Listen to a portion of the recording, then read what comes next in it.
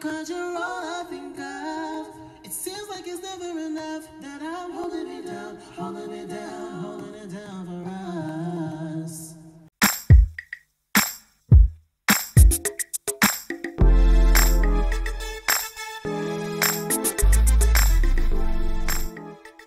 Hey, how's it going, you guys? Welcome to part 2 for Tinashe's Joyride album review. Okay, the only reason why I'm making a part 1 and a part 2 is because I think it's important that we kind of, highlight the good parts and the bad parts. And this is mostly going to be focusing on why she has not really broken out much in success as far as album sales. And we're gonna kind of highlight what she could possibly do to kind of salvage whatever reputation she might have left. No, I'm kidding. No, that's not. That's shady as hell. I love Tinashe. You guys know this. And I actually like the Joyride album. But see, I'm the type of person who broadens my mind, broadens the spectrum of my mind and my thinking in order to grasp exactly what an album is trying, what kind of story an album is trying to sell. In a Joyride album, you have your, your dance tracks, your bops, but you also, a big chunk of the album is like more of your slower tempoed R&B. You have one jazz track, Insult. I love that song so much. I was just listening to it in the car when I was waiting for my brother's bus. All of these like songs in there that kind of promote Tinashe's essence in a way that is more vulnerable than a song like No Drama. You had your more like trance kind of slow-paced R&B songs, like No Contest, Fires and Flames, and Salt was one of the best tracks in my opinion on the album, but it does not completely, it doesn't completely go with the songs that were promoted from the album, and that's the main idea of this, okay? In my opinion, I feel like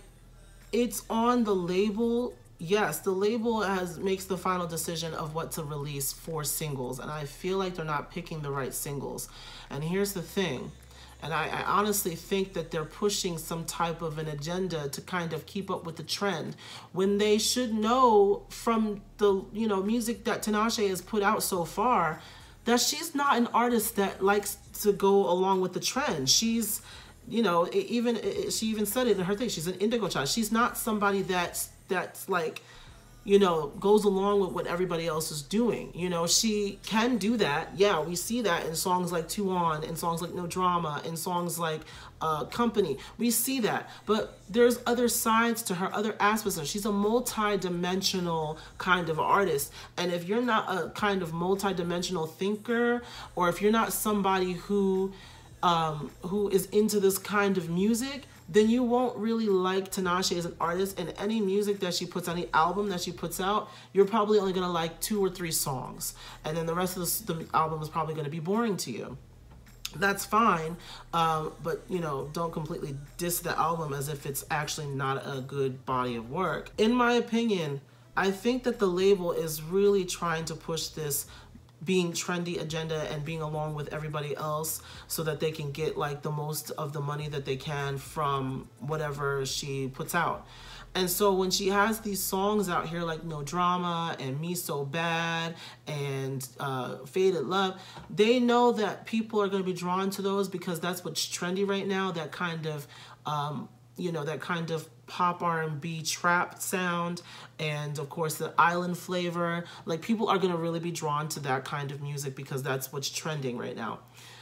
So they see that she's made songs like this, and then they choose those songs for singles so that they can draw people to the album because they feel like more people are going to be drawn to the album because of this. But here's the mistake in that. If majority of your songs don't sound like that, then most people who go to listen to the album are not going to like it. And here's why. You play, Two On. Let's look at the Aquarius album. Two On was the leading single from the Aquarius album.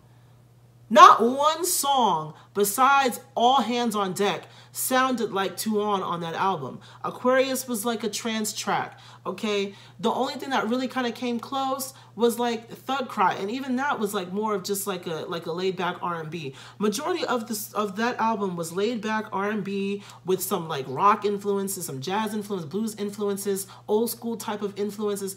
None of the songs sounded like Tuon, and that was a problem. A lot of people didn't take to Tinashe's first album because the song that was promoted as a leading single did not represent the album. See, when you release a body of work and you have a leading single, the leading single is supposed to introduce your audience to your body of work, to your album.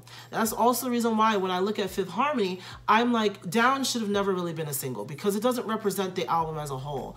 To me, your leading single is supposed to introduce your audience, and whatever audience that actually is. Your leading single is going to be promoted, is going to draw in a certain kind of audience that's going to get with that kind of music, and then those people will be more likely to buy your album and be able to listen to it with an open mind, with a spark of interest. So that way, you know, they'll spread the word to their friends and they'll be like, oh my God, this album's dope, you know, and there's a couple like, you know, really good like trap, like kind of influence tracks too. And, you know, that's how you build your audience. I feel like she's built her audience on her singles, and that's not good if you want to yield good album sales. Try to, you know, get what I'm saying here. I'll give you another example. Solange.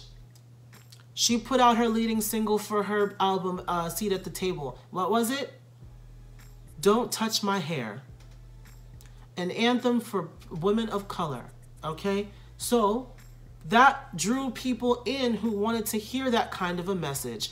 And then A Seat at the Table was literally that. You were kind of able to predict what the album would be kind of about, what direction it would flow into from the singles that she promoted for the album. You weren't able to do that with the Joyride album. You couldn't do it. If you listen to No Drama and Me So Bad, and those are the only songs that you listen to, and you were like somebody who just kind of picked up on Tinashe and you saw her performances and her going in with the dancing and stuff, you probably thought that the album was going to have a whole bunch of bops like that on it, and it doesn't. Songs like Ooh La La, Joyride, Go Easy on Me, like I said, Salt, No Contest, Stuck With Me, Fires and Flames, none of those songs sound like No Drama. None of them. They're all kind of trancey, kind of laid back R&B songs that kind of ease the mind, kind of get you in a good kind of mood, make you feel something.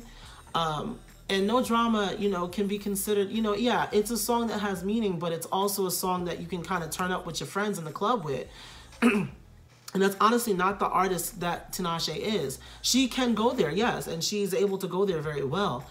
But that's not all she is. But so I feel like if you're going to do that and promote No Drama as a single, also promote another song from the album that shows the other side of the album, of where the album can go. Promote Fires and Flames or Salt as another single to see, you know, to introduce your album to a wider range of people, to a larger audience. You have to really think about what you want to do in order to draw in the audience that you want. See, if she promoted the, you know, another one of the songs on the album as a single, maybe it wouldn't have been trending everywhere, but it would have drawn in enough people. There's plenty of millions of people all over the world who love this kind of music and who will sit there and listen to Tinashe, who would listen to Joyride. But see, those people probably have no idea of what is going to be on the album. Why? Because she didn't promote a song on the album that actually represented the album well. That actually represented what the album was going to be. And so the people who actually follow that kind of music are probably not going to buy the album because they don't know that those types of songs are on the album. They don't. And then the people who, you know, rock with the No Drama and the Me So Bad, who really got in with those tracks and really loved those tracks, they're not really going to care too much about the album because the album doesn't represent what the tracks have actually introduced. They don't. But, you know, that's just my take on it, and that's how I think people feel about it. I can see why people are saying that the album is boring or that the album doesn't take off, doesn't really get going, because the way that it was promoted as this kind of like party kind of album that has a whole bunch of feel-good songs. It has feel-good songs on it, but it's not those kinds of feel-good songs. It's not those type of like pre-game turn-up type songs or the songs that you hear at the clubs. That you're probably never gonna hear any of these songs at the club besides No Drama and maybe Me So Bad. Maybe not even Me So Bad. You know, you're not gonna hear all those other tracks at a club or something. But see, I feel like that's probably what people were thinking. But see, if you don't know Tinashe as an artist, if you haven't listened to her mixtape, if you haven't listened to her albums, then you don't know exactly what you're going to get. This is what you get with a Tinashe album. I just wish that her label and her management, her team would understand that this is the kind of artist that she is, and this is the kind of artist that you have to market. This is the kind of sound, this is the kind of market that you're going to have to dive into if you want Tinashe to get you some money, if you want her to be successful in the industry. You have to give up this whole being trendy thing. It's not gonna work for her. It's not, because she's not a trendy kind of artist, and I like that about her. I love that about her, that she doesn't like to stick to the trends. But see, if you're trying to market her as a trending artist, you have to give her an album that has all trendy tracks on it. Give her an album that, like a Cardi B. Cardi B put out this album. She had Bodak Yellow and Bartier Cardi. Both the songs are kind of like, you know, pre-game kind of turn-up songs, okay? Most of the album is like that. And it's a good representation. A couple of good feel-good songs on there. A couple of like laid-back songs. But for majority of the album, you're like, yeah, get it. Like, that's the kind of album that it is. But with this, you're not getting that. And people probably got upset about it. Anyway, that's all I really have to say. I just feel really passionate about it. Tinashe worked very hard on this, and then the reason why I can tell is because I've never seen her more proud of a body of work that she has released, and she's been talking about Joyride since 2015. I think that she really wanted more to come out from this album, and she thought that, you know, if she just poured her heart out and stuff, that people would really get with her, and her diehard fans have done so. But if you're only getting about 5 to 7 to 8,000 in pure sales, that's not good, considering you have 2.2 million followers on Instagram. I mean, I really feel for her, and I really, really hope that, you know, people kind of get drawn to her. I hope that her management, her team, kind of understands and they kind of change the way that they promote her, if you get what I mean. Let me know what you guys think. Let me know what you think. I'm gonna go now because I've been ranting and raving for the last like 10 minutes. So I'm gonna let you guys go. But yeah, no, let me know what you guys think, if you are getting what I'm saying, if you really maybe understand what I'm trying to get at. If you are an artist and you're somebody who wants to promote yourself a certain way, stick to that. If you're promoting a certain kind of album, if you're promoting an album with a certain theme, release tracks as singles from that album that actually represent the album in a good way. If you're releasing a song from the album that kind of doesn't fit with the rest of the album, you're not going to yield good sales, because people are going to expect one thing and be disappointed when they get another. Have a good day, guys.